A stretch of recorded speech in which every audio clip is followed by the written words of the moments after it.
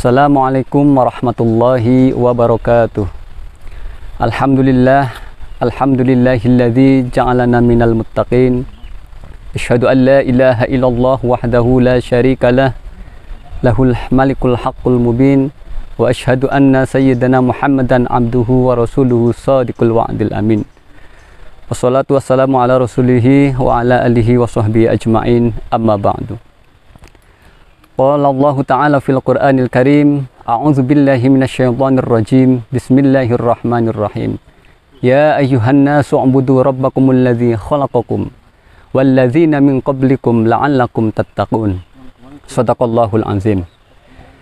Sahabat Assalam TV yang dirahmati Allah Subhanahu wa taala. Puji syukur kehadirat Allah yang telah memberikan karunia-Nya kepada kita sekalian, sehingga kita masih diberikan nikmat sehat, nikmat sempat, terlebih-lebih nikmat yang paling berharga, yang lebih berharga daripada dunia dan alam seisinya ini adalah nikmat iman dan Islam. Karena nikmat itulah kita hidup, dan mudah-mudahan dengan nikmat itulah kita akan dimatikan oleh Allah Subhanahu wa taala.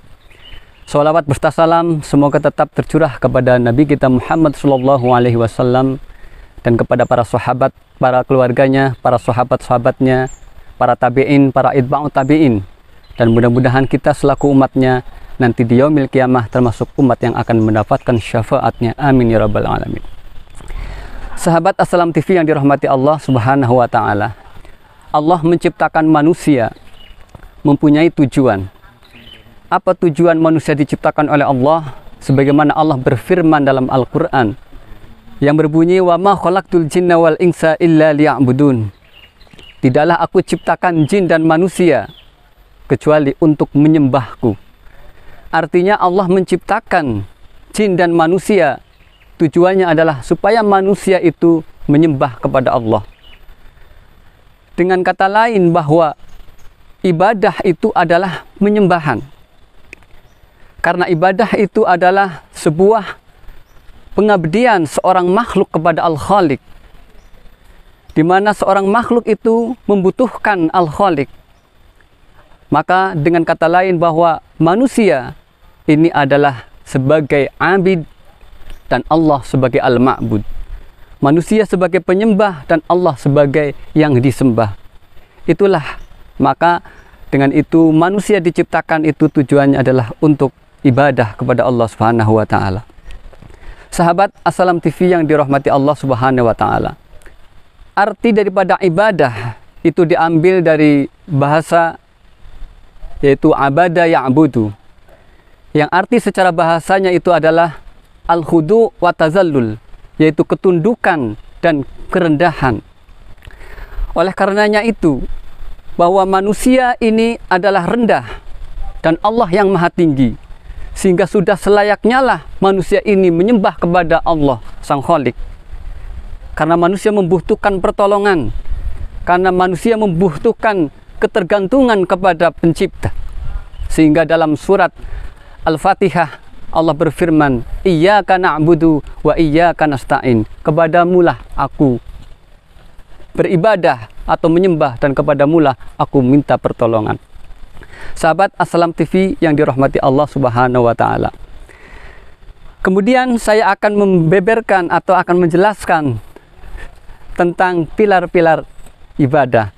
Yang pertama, bahwa kita punya tujuan dalam beribadah. Apa tujuan ibadah? Allah berfirman dalam surat 2 ayat 21 yang berbunyi, Bismillahirrahmanirrahim. Ya ayyuhan nasu u'budu rabbakumul ladzi khalaqakum wal ladzina min qablikum la'allakum tattaqun. Yang artinya, wahai sekalian manusia, sembahlah Tuhanmu yang telah menciptakanmu dan menciptakan orang-orang sebelum kamu, supaya kamu bertakwa. Jadi tujuan beribadah itu adalah untuk mencapai ketakwaan kepada Allah Subhanahu wa taala. Karena ibadah itu artinya mengabdi, bahwa pengabdian itu adalah ketaatan. Sehingga beribadah kepada Allah dalam arti kita taat dan patuh kepada Allah, baik di situ menjalankan perintahnya maupun menjauhi larangan-larangannya. Sahabat Assalam TV yang dirahmati oleh Allah Subhanahu wa taala. Jadi ibadah itu adalah sarana dalam rangka kita mencapai sebuah ketakwaan kepada Allah. Sehingga dalam masyarakat itu banyak orang-orang yang mengatakan ibadah. Sebetulnya ibadah itu bukan hanya hal-hal yang sifat ritualitas saja. Akan tetapi ibadah itu lebih luas cakupannya. Karena ibadah bukan hanya berarti sholat, puasa saja. Akan tetapi ibadah itu, kehidupan kita atau seluruh hidup kita itu adalah dalam rangka pengabdian kepada Allah Subhanahu wa taala. Sehingga menjalankan perintah dan menjauhi larangan itu adalah ibadah kita kepada Allah. Karena itulah takwa. Sebagaimana kaul ulama mengatakan, definisi takwa yaitu imtitsalu awamirillah wajtinabu nawahihi, yaitu menjalankan segala perintah-perintah Allah, baik yang diwajibkan ataupun yang dianjurkan, dan menjauhi segala larangan-larangan Allah, baik itu yang bersifatnya haram sampai kepada yang makruh. Sahabat Assalam TV yang dirahmati Allah Subhanahu wa taala. Jadi jelas bahwa tujuan beribadah kepada Allah itu adalah dalam rangka mencapai ketakwaan atau supaya kita bertakwa kepada Allah. Mungkin kita bisa sinkronkan ayat 221 ini dengan surat 2 ayat 183, yaitu tentang saum, di mana redaksi ayatnya itu terakhirnya sama, yaitu kutiba alaikumussyam kama kutiba alal ladzina min qablikum la'allakum tattaqun, yaitu telah diwajibkan kepada orang-orang yang beriman tentang puasa. Supaya apa? Supaya manusia itu mencapai derajat ketakwaan. Jadi tujuan ibadah adalah mencapai sebuah ketakwaan. Sahabat Assalam TV yang dirahmati oleh Allah Subhanahu wa taala. Kemudian yang kedua, dalam ibadah itu ada sarana ibadah. Apa itu sarana ibadah? Sarana ibadah itu adalah media kita dalam beribadah kepada Allah Subhanahu wa taala. Karena tanpa sarana ibadah kita tidak akan berarti. Apa sarana itu? Sebagaimana Allah berfirman dalam surat 98 ayat 5 yang berbunyi, A'udzubillahi minasyaitonirrajim, Bismillahirrahmanirrahim. Wa ma umiru illa liya'budullaha mukhlishina lahuddin hunafa'a wa yuqimus sholata wa yu'tuz zakata wa dzalika dinul qayyimah. Yang artinya, tidaklah mereka itu diperintahkan kecuali menyembah kepada Allah dengan memurnikan ketaatan dalam menjalankan agama. Artinya di sini poin pentingnya itu adalah bahwa sarana dalam menjalankan ibadah kepada Allah Subhanahu wa taala membutuhkan yang namanya ad-din, mukhlishina lahuddin. Ya. Jadi beribadah itu di dalam sebuah sistem din, sistem agama. Ya. Sehingga tidak bisa orang beribadah di luar daripada agama. Karena agama adalah sebuah sistem yang diberikan oleh Allah kepada manusia. Itu supaya apa? Supaya manusia itu bisa beribadah melalui jalur dengan beragama. Sebagaimana Allah berfirman dalam surat 9 ayat 33. Huwallazi arsala rasulahu bil huda wa dinil haq liyuzhirahu 'ala ad-dini kulli. Yang artinya, dialah Allah yang telah mengutus utusannya, yaitu dengan membawa petunjuk dan agama yang hak, dinul haq. Liyuzhirahu 'ala ad-dini kulli, supaya dizahirkan, dimenangkan 'ala ad-dini kulli, di atas segala agama yang ada di dunia ini. Sahabat Assalam TV yang dirahmati Allah Subhanahu wa taala. Jadi jelas ya bahwa beribadah itu harus melalui sarana ad-din. Ya, tanpa ad-din maka ibadah kita itu sia-sia. Kenapa? Karena ibadah kita itu tidak berada di dalam struktur. Karena ibadah kita itu tidak tersistematis. Ini sebuah contoh yang dicontohkan oleh Rasulullah SAW. Di mana sebelum Rasulullah diutus, orang-orang Makkah pada waktu itu ada yang masih menganut milah Ibrahim, menganut ajaran-ajaran Ibrahim. Mereka berpuasa, mereka berhaji. Akan tetapi kenapa Rasulullah dibangkitkan menjadi seorang nabi dan rasul?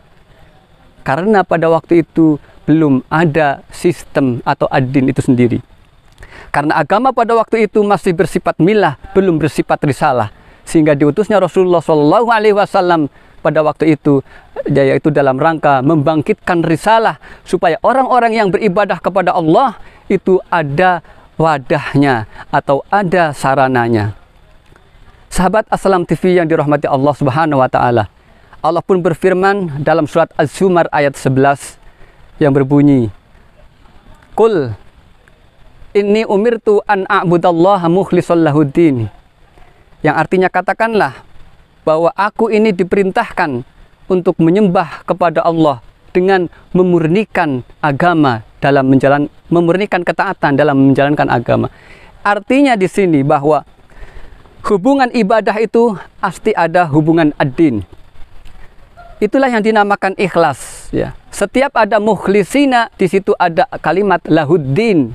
Berarti orang-orang yang ikhlas menyembah kepada Allah atau orang-orang yang ikhlas beribadah kepada Allah itu hanya berada di dalam ad-din. Mungkin kita bisa analogikan bagaimana seorang guru dengan murid dalam berhubungan, dalam berinteraksi, pasti harus membutuhkan media atau fasilitas. Apa fasilitas itu? Fasilitas itu adalah sekolah. Maka sekolah ini menjadi fasilitas media di mana ada yang namanya guru dan murid.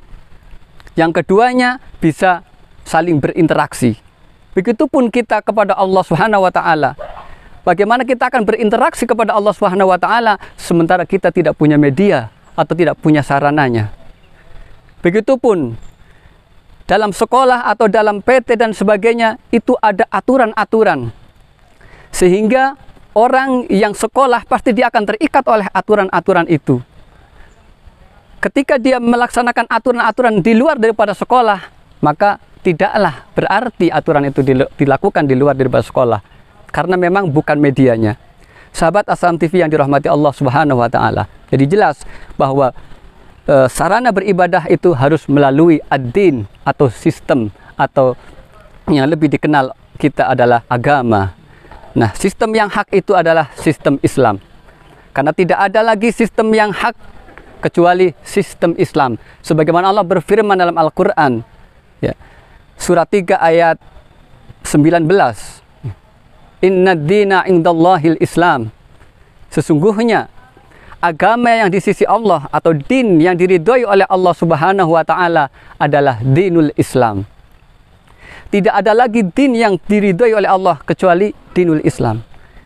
Bahwa jelas, ya, artinya bahwa sistem Islam itu adalah satu-satunya sistem yang diridhoi oleh Allah. Agama yang diridhoi oleh Allah. Ya, maka bahasa dalam Al-Quran itu adalah inna dina indallahil Islam, bukan inna dina indan nas. Kalau inna dina indan nas mungkin semua agama sama. Ya, tapi menurut Allah hanya satu agama yang Allah ridhoi, yaitu agama yang dari Allah itu sendiri, yang Allah namai dengan Al-Islam itu sendiri. Sahabat Assalam TV yang dirahmati Allah Subhanahu wa Ta'ala, itu pilar yang kedua. Kemudian yang ketiga adalah landasan ibadah. Jadi ibadah itu pun membutuhkan sebuah landasan. Tanpa landasan, maka tujuan yang kita akan capai itu tidak akan berarti. Apa landasan ibadah itu? Landasan ibadah itu adalah akidah atau keimanan. Kenapa?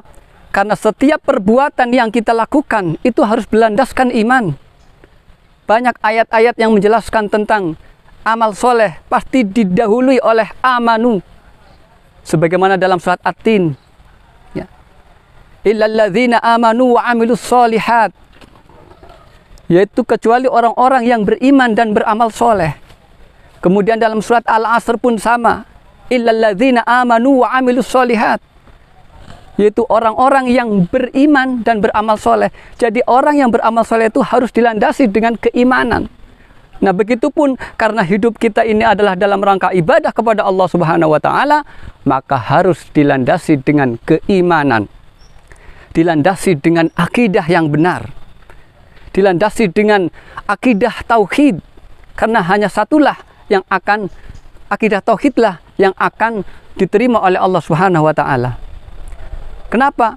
Karena seberapapun banyak amal ibadah kita kepada Allah, selama tidak tauhid, selama kita musyrik kepada Allah, maka la yahbatanna amaluka. Amal kita akan batal, amal kita akan luluh, akan hancur, binasa, tidak bermanfaat apa-apa. Sahabat Assalam TV yang dirahmati Allah Subhanahu wa taala. Jadi iman itu adalah sebagai sebuah landasan dalam berbuat dan bertindak. Oleh karenanya keimanan itu harus kita kembangkan. Karena yang namanya iman itu bukan otomatis, ya.